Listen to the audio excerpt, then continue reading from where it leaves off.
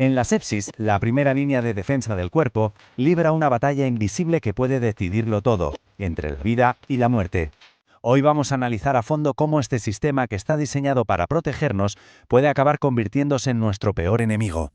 Para que todo esto no sea abstracto, vamos a anclar el análisis en un caso clínico muy real. Un hombre de 65 años que llega a la UCI con signos que gritan sepsis.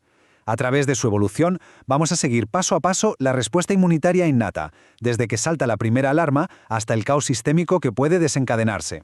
Todo, absolutamente todo, comienza con el reconocimiento.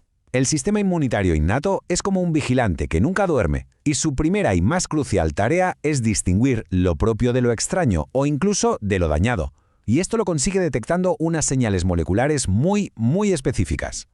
Aquí tenemos los dos tipos de señales de peligro, pumps y dumps. A ver, para que nos entendamos, los pumps son como la matrícula del invasor. Son fragmentos de bacterias, de virus, de hongos, que nuestro cuerpo identifica al instante como algo ajeno. Por otro lado, los dumps son señales de socorro, pero internas. Son moléculas que liberan nuestras propias células cuando se estresan, se lesionan o mueren. Y esto es clave, porque la sepsis se amplifica tanto por la infección directa como por el daño que esa infección provoca en nuestros tejidos.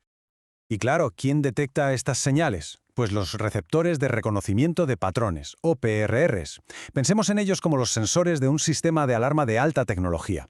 Cuando uno de estos sensores, como un receptor tipo TOL, se une a un pump o a un dump, se activa una sirena a nivel intracelular. Esta alarma pone en marcha una cascada de reacciones que culminan en la producción masiva de citoquinas proinflamatorias, que son básicamente los mensajeros químicos que movilizan a todo el ejército inmunitario. Una vez que suena esa alarma, se despliegan las tropas. Vamos a conocer ahora a los soldados que están en primera línea de fuego del sistema inmunitario innato, las células que llegan las primeras al campo de batalla. El neutrófilo es la infantería de choque del sistema inmune. Su plan de ataque es muy metódico. Primero, la quimiotaxis. Son guiados por señales químicas y migran en masa hacia el foco de la infección. Una vez allí, fagocitan, es decir, literalmente se comen a los patógenos. Después, desencadenan un estallido oxidativo, liberando un cóctel de compuestos tóxicos para aniquilarlos. Y por último, un mecanismo fascinante, la netosis, donde llegan a expulsar su propio ADN para crear unas redes pegajosas que atrapan y matan a los microbios que queden. Pero aquí llega una de las paradojas clave de la sepsis. En esta situación, la médula ósea entra en modo pánico y empieza a producir neutrófilos a una velocidad de vértigo. El problema, que muchos de estos nuevos soldados son inmaduros, son disfuncionales. Migran peor, fagocitan con menos eficacia y, para colmo, su tendencia a una netosis descontrolada acaba causando más daño a los tejidos y favoreciendo la trombosis. O sea, el protector se convierte en agresor. Si hemos dicho que los neutrófilos son la infantería, el macrófago es el comandante en el campo de batalla. No solo fagocita y limpia los restos del combate, sino que dirige toda la respuesta liberando citoquinas clave como el TNF-alfa o la interleuquina 6 para pedir refuerzos. Y además, hace algo crucial. Presenta fragmentos del enemigo al sistema inmune adaptativo, sirviendo de enlace entre las dos grandes ramas de nuestra defensa. Y si el macrófago es el comandante, la célula dendrítica es el servicio de inteligencia. Su única misión es capturar información sobre el enemigo, procesarla y llevarla al cuartel general, que son los ganglios linfáticos. Allí presentan estos informes de inteligencia, los antígenos, a los linfocitos T, que son los especialistas del sistema inmune adaptativo. Son un puente indispensable. Por eso es tan devastador que la sepsis reduzca su número y su función, porque debilita la capacidad del cuerpo para montar una respuesta específica y con memoria.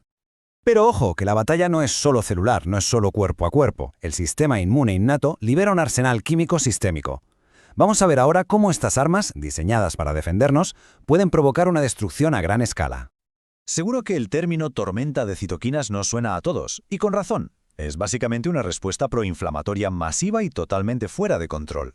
Citoquinas como el TNF-alfa, que es uno de los primeros en aparecer, o la IL-1 son las responsables directas de la fiebre y el malestar general. La IL-6, por su parte, es la señal que le dice al hígado que se ponga a producir marcadores de inflamación como la proteína C reactiva a toda máquina. Cuando esta tormenta se desata, el resultado es un daño colateral tremendo a nuestros propios órganos.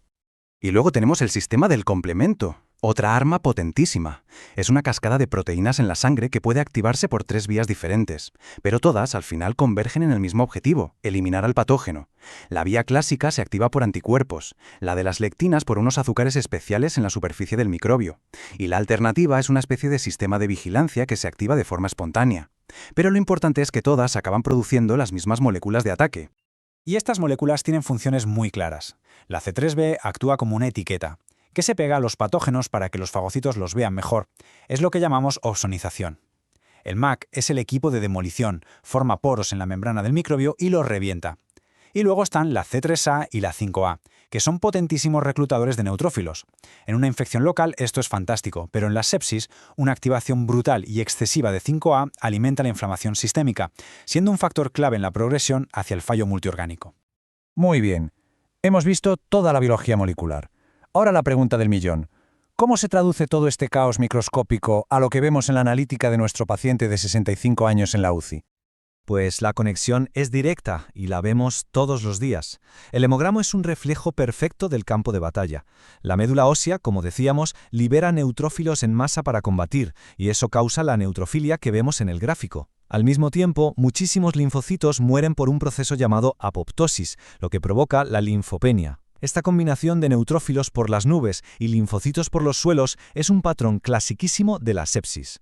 Y a partir de esos valores del hemograma, que los tenemos en minutos, podemos calcular un biomarcador súper útil y accesible, el ratio neutrófilo-linfocito, o NLR. Es una forma muy rápida de cuantificar ese desequilibrio inmunitario del que hablamos. Un NLR alto refleja una respuesta innata totalmente desbordada y una respuesta adaptativa debilitada, y se ha visto que se correlaciona directamente con una mayor gravedad de la sepsis. Entonces, y esto es fundamental, el problema central de la sepsis no es solo la inflamación, es la desregulación. El sistema inmunitario oscila de forma violenta entre dos extremos. Por un lado, una fase inicial de hiperinflamación brutal que causa el daño agudo, pero esta fase puede ir seguida o incluso coexistir con una fase de inmunosupresión profundísima. El sistema queda agotado, incapaz de eliminar la infección original y, lo que es peor, peligrosamente vulnerable a nuevas infecciones en el hospital. Es este estado de parálisis inmunitaria el que muchas veces causa la muerte tardía en estos pacientes. Venga, antes de terminar, vamos a repasar 3 puntos clave para fijar los conceptos. Primero, ¿cuál es la diferencia fundamental entre un pump y un dump? Segundo, ¿por qué decimos que los neutrófilos en la sepsis son un arma de doble filo? Y tercero, ¿cómo contribuye exactamente la molécula 5A del complemento a empeorar la sepsis? Reflexionar sobre esto nos ayuda a consolidar lo más importante. El mensaje final con el que nos tenemos que quedar es este. La sepsis nos obliga a cambiar el chip. No estamos luchando solo contra un microbio, estamos luchando contra la respuesta descontrolada de nuestro propio cuerpo. Entender toda esta cascada, desde los PAMs y DAMs hasta la disfunción celular y la tormenta de citoquinas, es absolutamente fundamental. Es el único camino que tenemos para desarrollar futuras terapias que puedan modular esta respuesta y devolver el equilibrio a pacientes como el hombre de 65 años con el que hemos empezado.